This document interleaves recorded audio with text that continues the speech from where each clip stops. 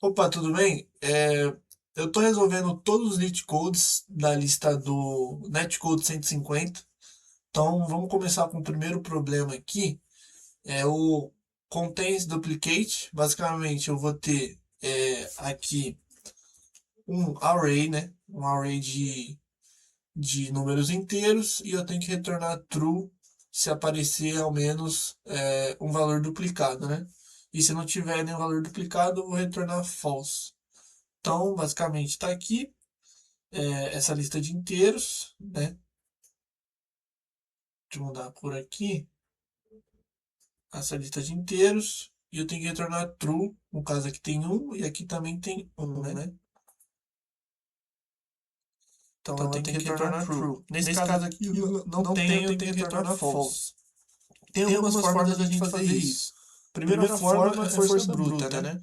Então eu posso vir aqui simplesmente e iterar, fazer um um for duplo e eu vou conseguir para cada item aqui ver se eu tenho outra duplicata dele, né?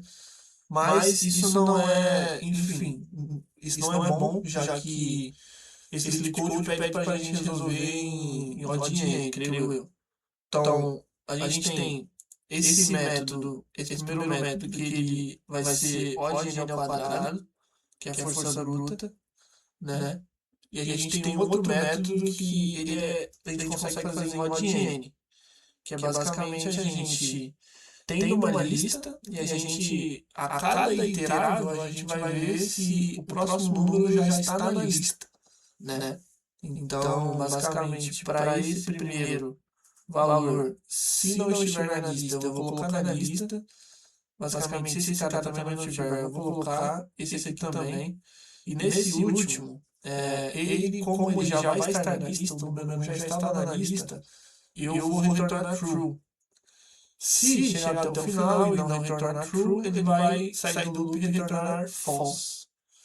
Então, vamos implementar aqui. Então, vamos para a parte da implementação aqui. Vou fazer primeiro o de força bruta. Então, brute force. Brute force. Basicamente, a solução mais simples é a gente fazer um for, né? Então, eu vou percorrer nuns aqui. E outro for, eu vou fazer um range. E eu vou iterar sobre o total sobre o tamanho dessa lista, né? Vou fazer a mesma coisa aqui embaixo, só que com J.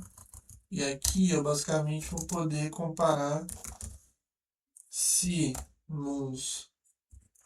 E aqui eu vou poder começar de I mais um, né?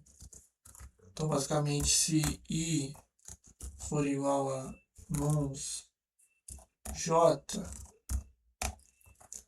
eu posso dar um return true, que é basicamente isso. Se esse valor for igual a esse, eles não vão ser iguais nunca, porque eu estou partindo do i mais um, vou se tornar true. Se não, né, eu posso voltar aqui e dar um return false. Então vamos testar aqui. Ele funciona, basicamente ele funciona. Porém, quando eu vou dar o submit aqui, a gente vai ver que ele vai dar um limite de tempo, né? Aqui, ó, deu o limite de tempo, então vamos para outra implementação, que é a implementação a gente usando ou uma lista ou um set, enfim, a gente usando uma estrutura de dados sequencial para fazer isso, né? Então eu vou criar aqui um hash set, que é o que a gente vai usar, vai ser igual a um set vazio, e a gente, né, esse cara aqui, vou comentar também, mas ele é basicamente o odd n ao quadrado, né? A complexidade de tempo dele. A complexidade desse aqui vai ser odd n, que eu vou percorrer a lista só uma vez. Então, eu vou percorrer os números, né? Basicamente. E se o número, vou colocar aí, não, vou colocar num. Se esse número não estiver,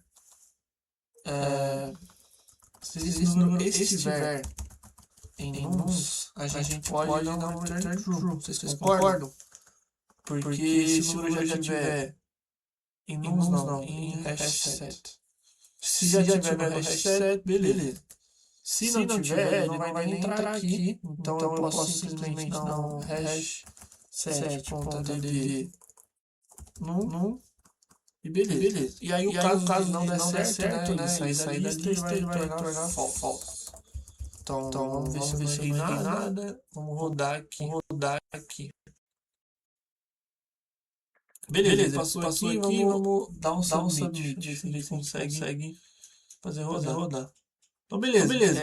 Foi aprovado aqui. Basicamente, esse algoritmo aqui, ele vai ter complexidade temporal O de n, né, basicamente, e complexidade espacial também O de n. Se a gente pensar que a gente está usando o hash set, ele pode crescer n números, né? Nesse caso de dar errado aqui, esse case 2, ele vai ficar com uma lista aqui e dar false, né? Então depois ele tem que jogar essa lista fora. Na força bruta, tem uma complexidade de n ao quadrado, porém ele tem a vantagem que ele não usa nenhuma estrutura de dados adicional. Então a complexidade espacial seria melhor, seria O de 1, né? Basicamente aqui, né? O de n ao quadrado e O de 1, que seria tempo constante, né? Para acessar aqui. O vídeo foi isso. Obrigado e a gente se vê nos próximos Glitch Codes.